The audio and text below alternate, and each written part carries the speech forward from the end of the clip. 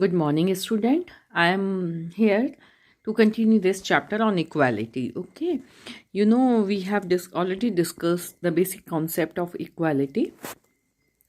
Now, in this second part, I am going to tell you something about the article number 15 of Indian Constitution. You have already read that there are many provisions of equality in our constitution. The most important of them is article number 15. There are many articles in our constitution that once I have discussed with you on Samrasta Divas. Now, article 15 ensure equality in our country. According to this article, there are so many provisions. One is every person is equal before law. What does it mean? It means that law is equal for all persons, whether they are rich, they are poor, they belong to any religion, race, caste, or gender. There are no separate laws for separate citizens. Second point, no person can be discriminated against on the basis of their religion, race, caste, and gender. Okay, religion मतलब धर्म, race, प्रजाति, cast, जाति and gender, whether they are male or female. इस हिसाब से हम अपने देश के नागरिकों में कोई भेदभाव नहीं करते. Third point is every citizen has access to all public places. हर एक नागरिक किसी भी पब्लिक प्लेस में जाने के लिए फ्री है, वो जा सकता है, including playground, shop, market, hotels. All persons can use public wells, roads and bathing ghats. बहुत पहले जब हमारा कॉन्स्टिट्यूशन नहीं था, इन सब जगह पे जाने के लिए कई सारे रिस्ट्रिक्शंस थे, लेकिन अब वो सब रिस्ट्रिक्शंस हटा दिए गए हैं. And the most important, untouchability, जो कि हमारे यहाँ कास्ट सिस्टम का सबसे ज़्यादा बुरा रूप था, अनटचेबिलिटी, जिसको छुआछूत या अस्पृश्यता कहते थे. Now it has been abolished. अब यह कानूनन हटा दिया गया है.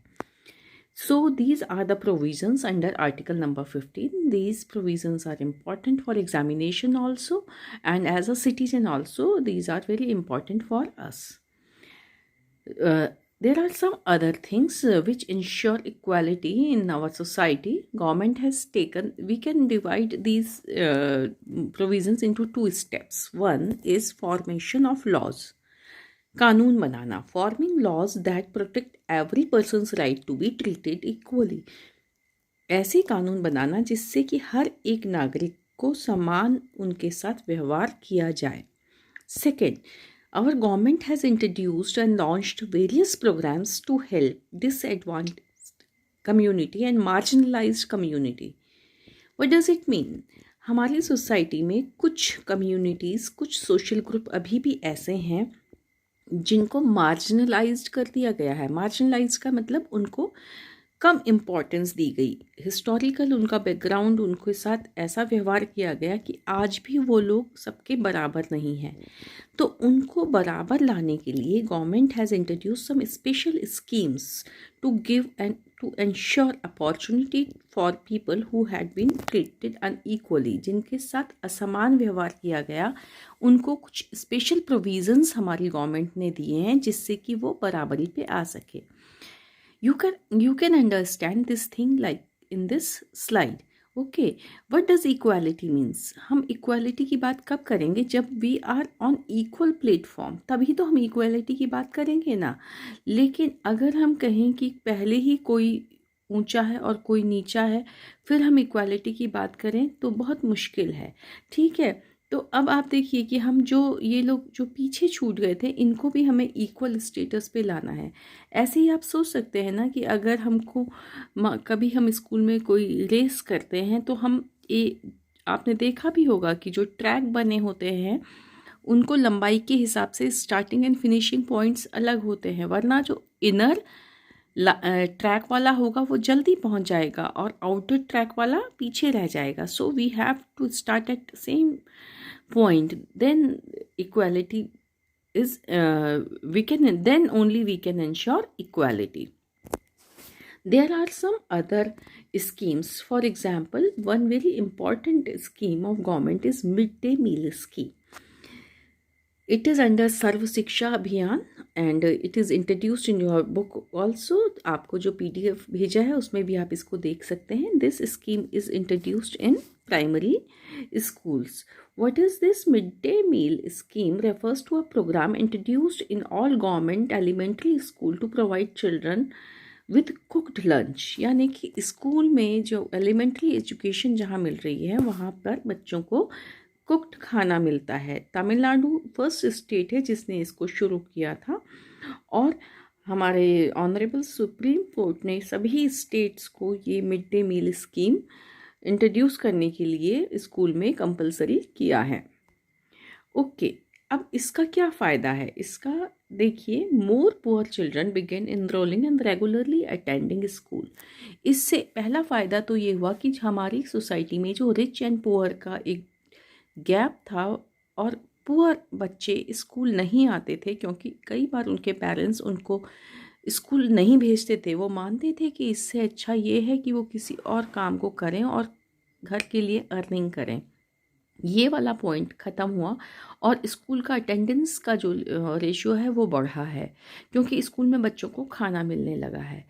सेकेंड पॉइंट, इससे जो इक्वालिटी वाला पॉइंट है वो बहुत ही ज़्यादा इसको फ़ायदा हुआ है. जब स्कूल में सभी बच्चे मिलके एक साथ खाना खाते हैं बिना किसी भेदभाव के, ना ये देखा जाता है कि वो अमीर का बच्चा है या वो गरीब का बच्चा है या वो किस रिलीजन को मानने वाला है, किस कास्ट का है, सारे बच्चे एक साथ मिलके खाना खाते हैं.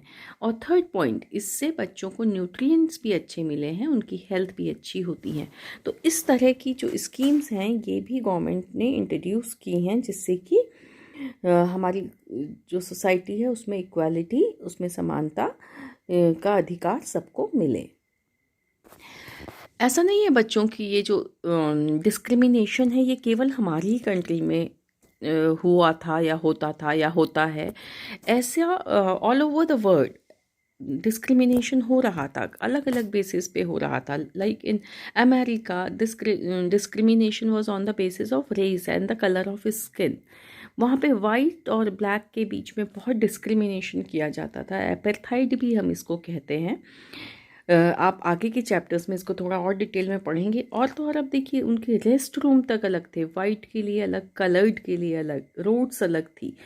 तो अमेरिका में भी सिविल राइट्स, इक्वालिटी राइट्स के लिए मूवमेंट स्टार्ट हुए. इनको सिविल राइट मूवमेंट कहा जाता है.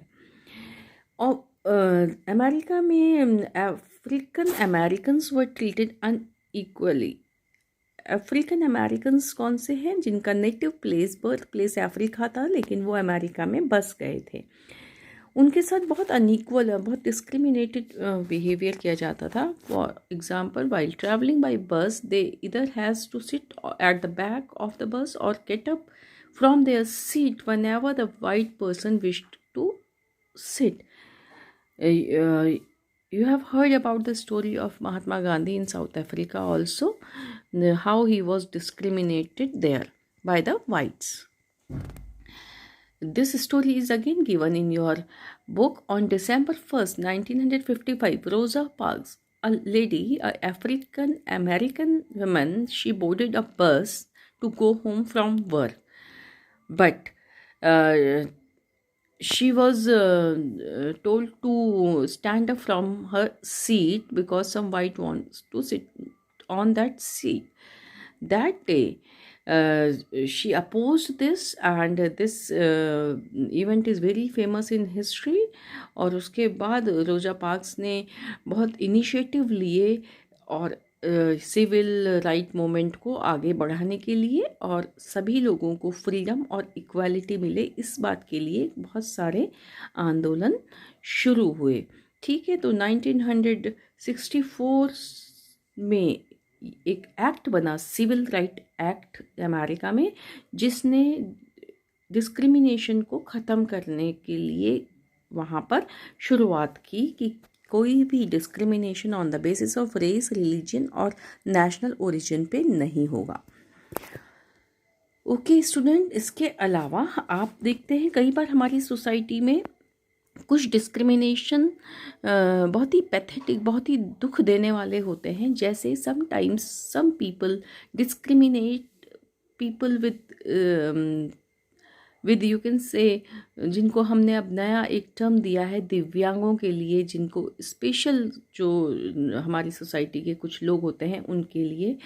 तो डिसेबिलिटी एक्ट 1995 में इंट्रोड्यूस हुआ और इसमें ये कहा गया कि इन जिन लोगों को कुछ दिव्यांग हैं उनको भी सोसाइटी में पार्टिसिपेट करने का पूरा राइट है, और the government has to provide free education and integrate children with disability into mainstream schools। उनको जो मेन स्ट्रीम स्कूल हैं उनमें एडमिशन देने के लिए गवर्नमेंट को इंस्ट्रक्शन दिए गए।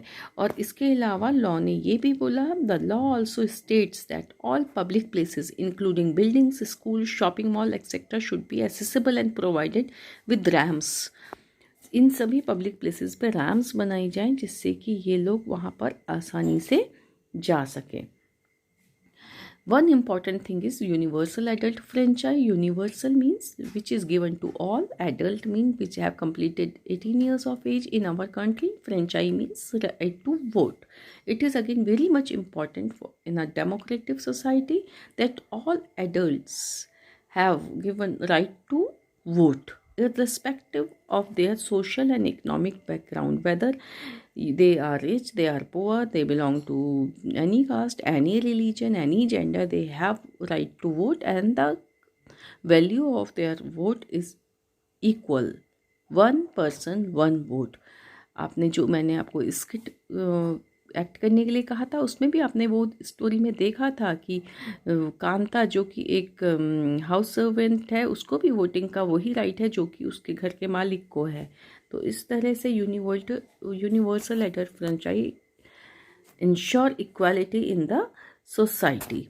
तो this is all about this chapter. Hope you understand this. Your queries and your doubts are welcome, you can ask. Now after watching this video you again read PDF of chapter, फिर आपको वो और भी ज़्यादा clear होगा।